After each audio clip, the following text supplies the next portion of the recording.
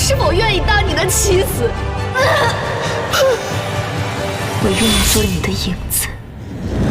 I know you told your friend you're not okay. And tell me what's wrong. Halo Dracindo Lovers, berjumpa lagi dengan Mimin kali ini. Di perjumpaan kali ini Mimin akan membahas drama-drama historikal, di mana pemeran utama wanita dikelilingi oleh para pria-pria tampan. Penasaran kan? Yuk langsung saja kita bahas. Sebelumnya, kalian jangan sampai lupa untuk like, subscribe, dan aktifkan notifikasi kalian dengan tekan tombol lonceng. 他有成见之人。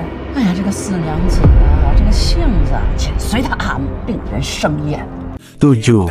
The Chang'an Youth. Drama ini bercerita tentang Shen Yiyi yang tinggal di kota dan memiliki keterampilan memasak yang sangat baik.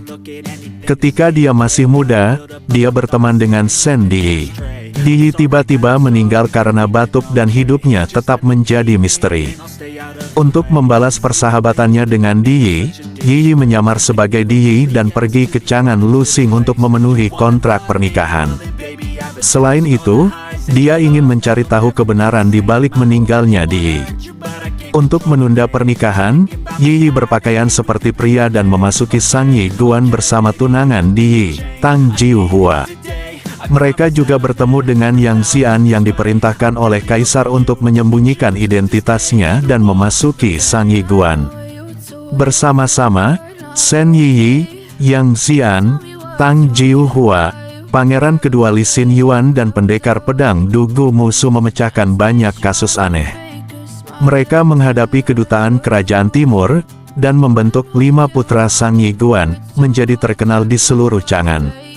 Bersama-sama, kelimanya harus melewati kesulitan dan membawa perdamaian ke kerajaan. 那既然我们5个要一起行动，我们就叫上一管五子。 6. In Class of Her Own. Bercerita tentang putri dari keluarga miskin, Su Wenxi yang telah mengalami semuanya tentang kesulitan.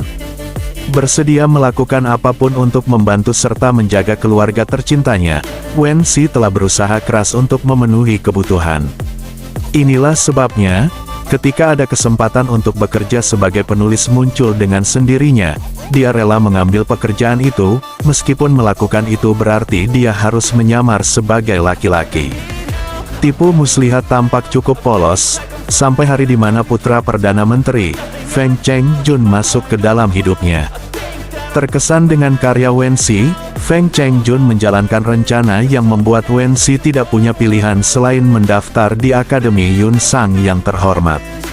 Sebagai sekolah yang hanya menerima siswa laki-laki, Wenxi tidak punya pilihan selain terus menyamar sebagai laki-laki. Mengambil nama saudara laki-lakinya, Wenxi, sekarang menjadi Wenbin, menghabiskan setiap saat dalam hidupnya dengan ketakutan karena rahasianya terungkap. Terlepas dari ketakutannya, Wenxi tumbuh subur di lingkungan akademisnya.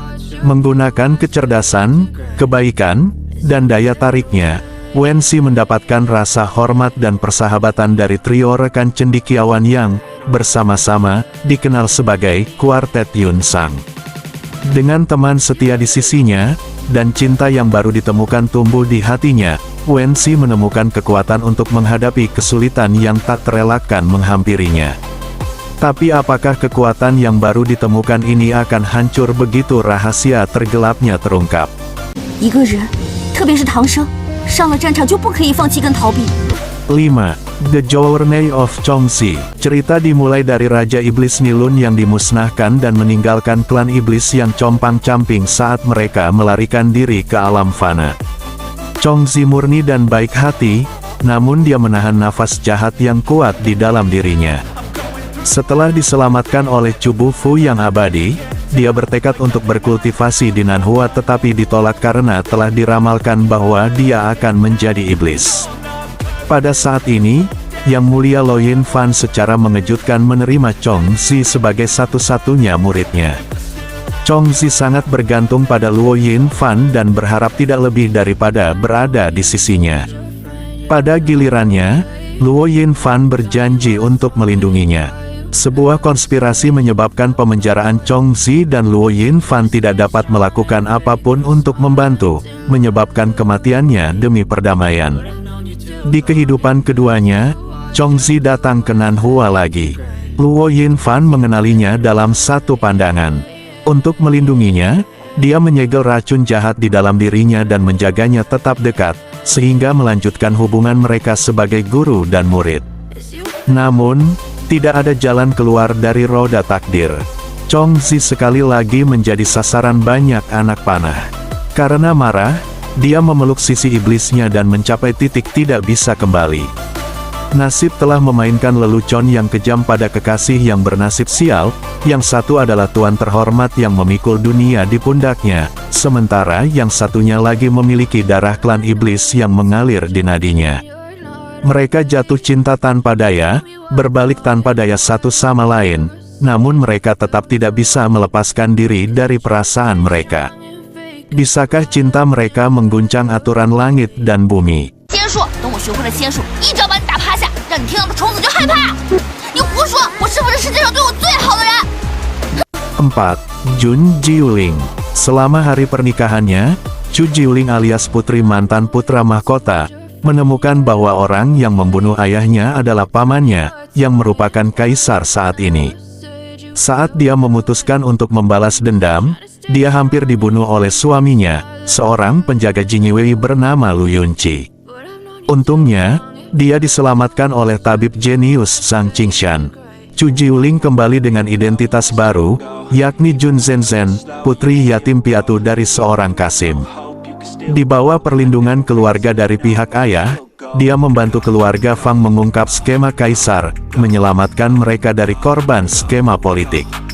Dengan keterampilan dan kecerdasan medisnya yang luar biasa, dia kemudian mengubah namanya menjadi Jun Jiuling, dan pergi ke ibu kota untuk menjadi seorang tabib. Setelah berhasil berintegrasi dengan royalti, dia berangkat untuk mengungkap korupsi di balik pengadilan politik dan memenangkan hati semua orang, dan selangkah demi selangkah, berhasil menemukan kebenaran di balik kematian ayahnya, dan mengembalikan keadilan kepadanya.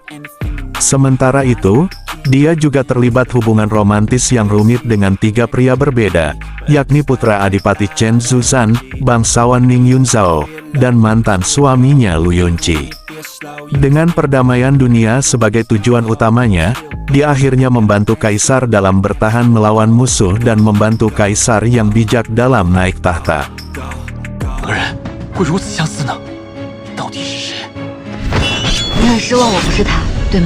3. Princess Silver. Bercerita tentang Rongle, seorang putri dari keluarga kerajaan Qi Barat yang suatu hari bangun dan menemukan bahwa dia telah kehilangan ingatannya.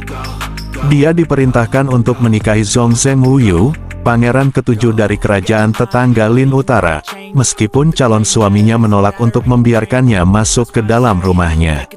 Tidak dapat kembali ke rumah, Rongle menetap di Lin Utara dan mengambil alih rumah teh dengan nama samaran Man Yao. Ada desas-desus bahwa keluarga Qin telah salah menempatkan sebuah buku tebal luar biasa yang konon akan mengantarkan masa kemakmuran bagi semua kerajaan, dan Man Yao memulai perjalanan untuk menemukan buku itu. Rongle dan Wu Yu bertemu dan jatuh cinta, meski Wu Yu tidak menyadari identitas asli Rongle. Namun mereka terpaksa berpisah ketika saudara laki-laki Rongle, Rongqi, memerintahkannya untuk menikah dengan Jenderal Fu Chou yang berkuasa.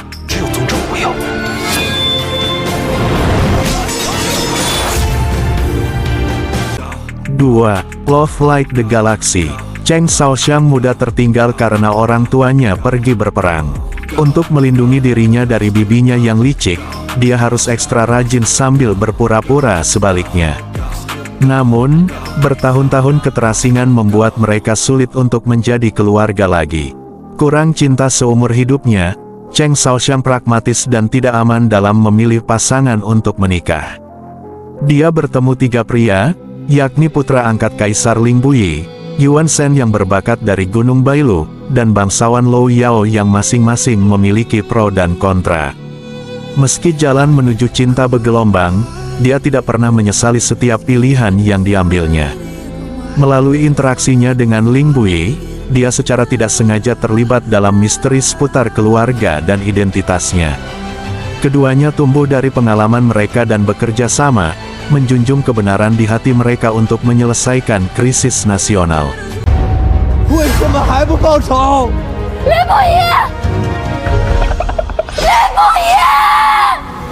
1. The Flames Daughter, bercerita tentang Li Ruge, pewaris Li Huo Sanzuang, yang seharusnya menikah dengan kekasih masa kecilnya Zhan Feng, tetapi kebahagiaannya berubah menjadi kesedihan ketika dia memutuskan untuk menikah dengan orang lain.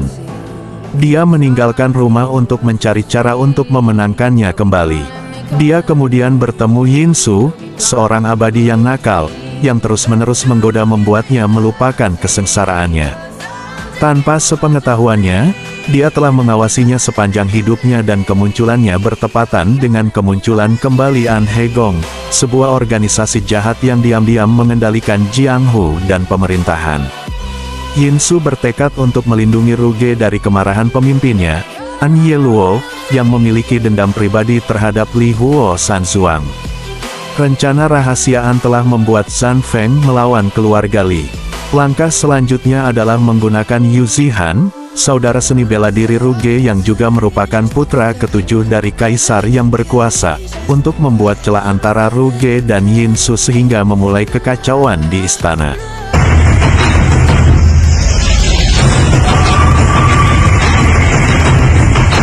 Oke Besti, itulah top 7 drama di mana pemeran utama wanita dikelilingi oleh para pria tampan. Lalu adakah yang kalian sukai? 无地都保护不了，如何守护仙门，保护苍生？